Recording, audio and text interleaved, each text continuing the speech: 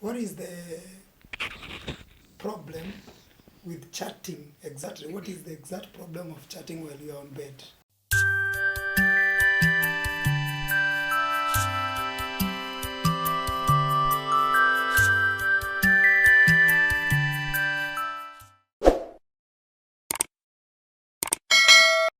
Understanding love like never before. This is where we unfold the folded. This is where we discuss what nobody wants to discuss. This is where we unravel what nobody dares to. Welcome to Unfolding Love. My name is Jonah Njoroge. I am not alone. I have my co-host. And your co-host is Magdalene Wangare Njoroge. We are so much pleased to be here. And today we are going to talk about bedroom. The wrong thing that people do, and that is using your phone in bedroom. Oh yes, the bedroom matters when touched. Everybody jitters, butterflies in the belly. And let us take the bull by the horns.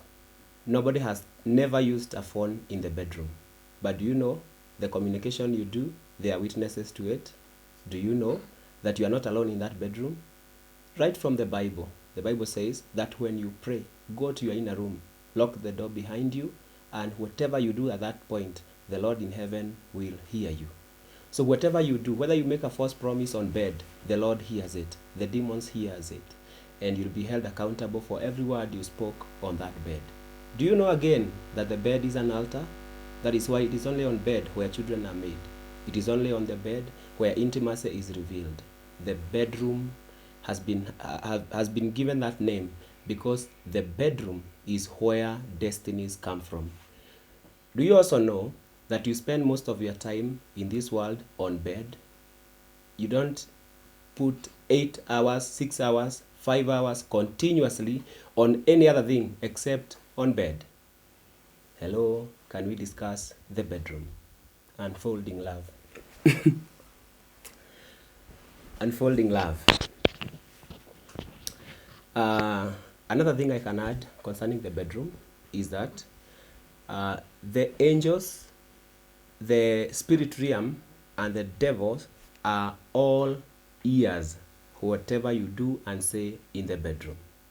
Most promises are made on the bedroom. Nobody is coerced in the bedroom. In fact, the low tones are made in the bedroom because at that time you are so close to the spirit world. You feel in your heart, you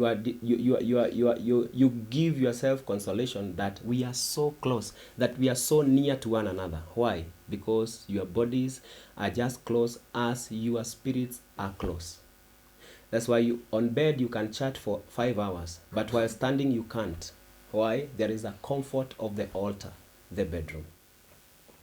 I would like to pick a question or two concerning the bedroom matters. Thank you, sir. Tunashukuru sana kwa the Unfolding Love platform. So I want to ask a question.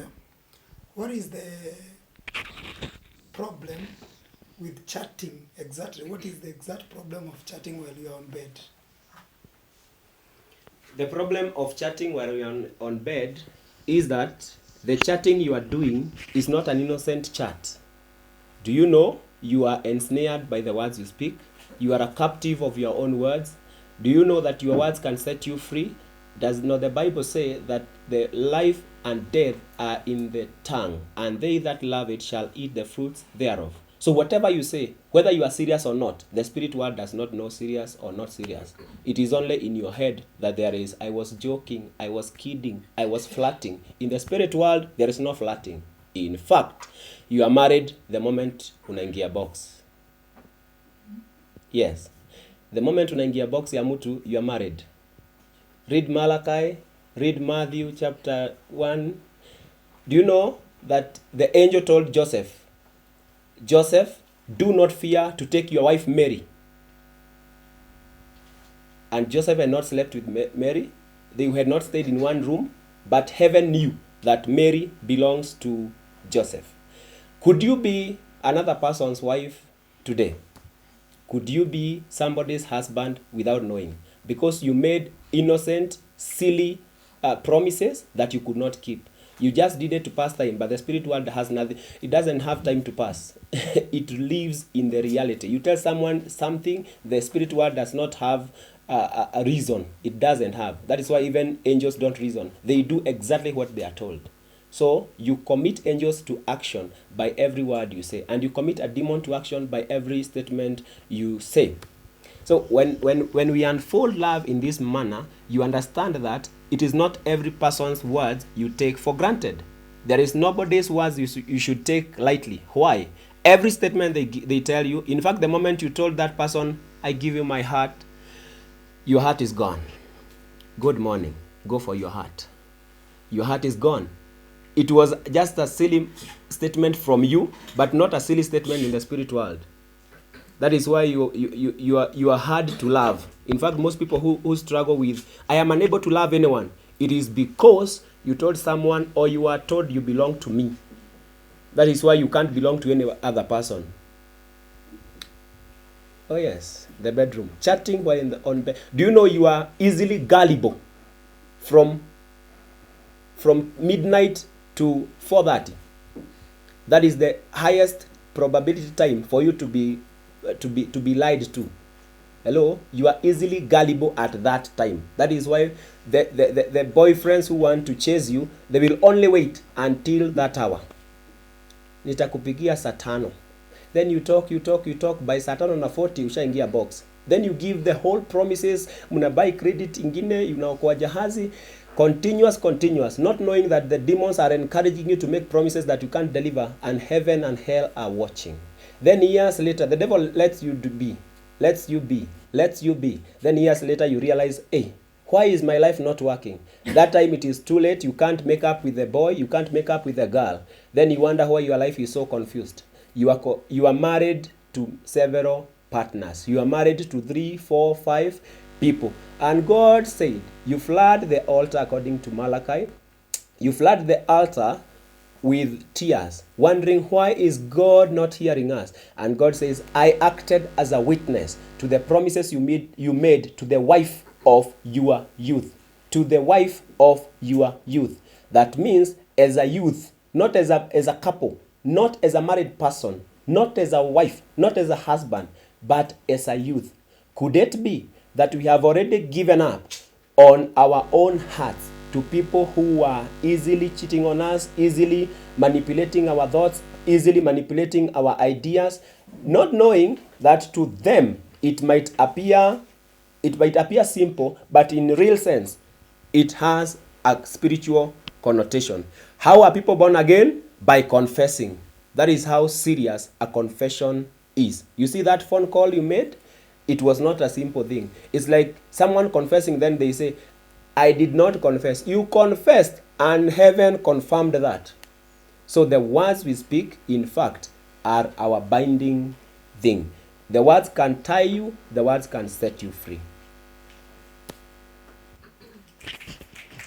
Another question, kindly. Now, let me ask, we're talking about chatting here. Does it mean you can talk without opening your mouth? You see, opening your mouth is the end result of a process. Do you know words are spiritual? Before you pronounce them, you have already determined them in your heart. Words are birthed in the heart before they are given out on the body, because you are not a body. No, the body is responding to some vibrations in the spirit, and it has to respond to that particular spirit that has ordered that communication. Hello? So you can communicate, you can talk. In fact, then why do the deaf and dumb, how do they, does it mean they don't communicate? They do. Even sign language, without talking, they talk. When I blink my eye, there is something I'm communicating. When I do like that, I'm communicating, I'm not talking. So my mouth is shut, but in real sense, there is communication going on. So when I lift my hand and I do like this, somebody might come. Why?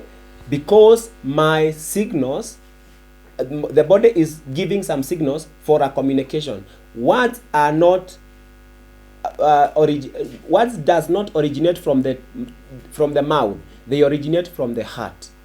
and you speak it in the heart before you give it on the mouth. The same thing applies when you chat. You see chatting. Then why do you chat? If words originate from the talking them verbally, then why do you cry when somebody sends you a text? Then why do you laugh when somebody gives you a text? They did not talk. They only did a chatting. It is a transfer of a spiritual impact. Then it lands on you. It's the same way. You don't speak your memory, but you can remember something, then you cry. Why are you crying? Nobody talked to you. Because communication that we are talking about here, spiritual exchanges do not happen only on the surface of the body. No, it is more than that. But our society has been lied to. Our society has been cheated to believe that it is only through speaking or making an official, an organized event that covenants are made. You can make a covenant in your bedroom. It requires 2 partners and a witness. You are a spiritual being. We are surrounded by such a cloud of witnesses, witnessing every covenant you are ready to make. You tell someone, you are mine. And you say, I am yours. Take my heart, lock it, and throw the keys in the middle of the ocean. Then you wonder why your heart cannot be able to love anymore. Then you wonder why you are living in darkness and regrets year in and year out. Then you wonder why no girl is ready to commit. Then you wonder why you are 45 and nobody is coming to you, and or you cannot convince a girl to love you.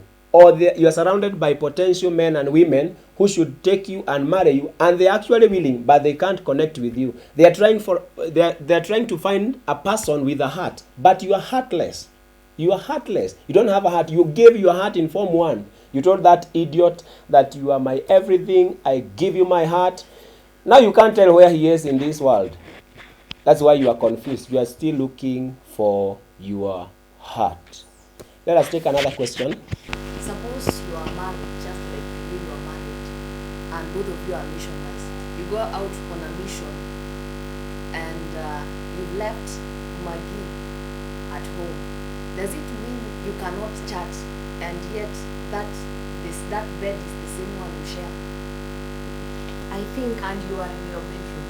I think people perish because of lack of wisdom. If I want to text my husband, I remember even when we were dating, he used to ask me, when we were chatting, are you in the house? Are you on bed? If I'm on bed, he used to say good night. If we want to talk, I go to the sitting room. Why should I chat on bed and I know and I understand? Considering the fact that both of you are married and you share the same bed, you do all those things you say, bedroom matters, Yes. on the same bed, and the person you are chatting with is your husband. Okay, he is my husband, but what is supposed to be done on bedroom is prayers and love. So it doesn't matter if he is my husband.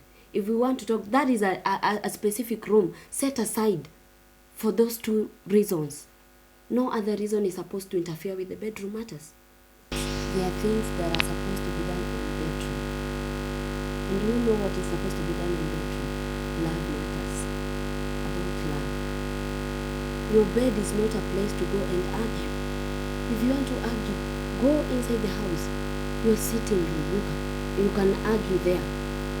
So a bed has its purpose. It is only for sex. And it is not, and if it is not for sex, then I can bring my bed on the sitting room and sit on it. But people take it to a room, a specific room, where they can make love. In connection with that, if I am away and she is at home, we can chat. Why? We are already one in the spirit. Thank you. Another question? I would like to ask a question. You mentioned that if let's say 2 people are dating, then you tell someone that I give you my heart, and the heart maybe it's taken away, and it ought to be taken back. Maybe let's say I need my heart back. What's the process of getting my heart back? Yes. You told someone, I give my all to you. I give you my heart. So you don't own your heart. I have your heart. So if you want your heart back, what if I refuse with it? And that is what is happening to so many people. If I have your heart, you can't take it back. And if you have to take it back, you will have to sacrifice. Because I own it. I have it. And you can't take it by force because I have it. And that is a mistake that so many young people do. You give your heart away. And to get it back, you will sacrifice for it. Where will you find that person and tell him, I want my heart back? Yeah. There is a process of getting your heart back in full capacity. All right? That involves a renewal of covenant. You know what? You gave out your heart by a covenant. It can't go without a covenant. All right? There were witnesses involved. There were vows involved. Right? Yes, there is a way of bringing it back, and the first one is to cut the soul ties. It is hard for anyone to access your heart without enticing the soul.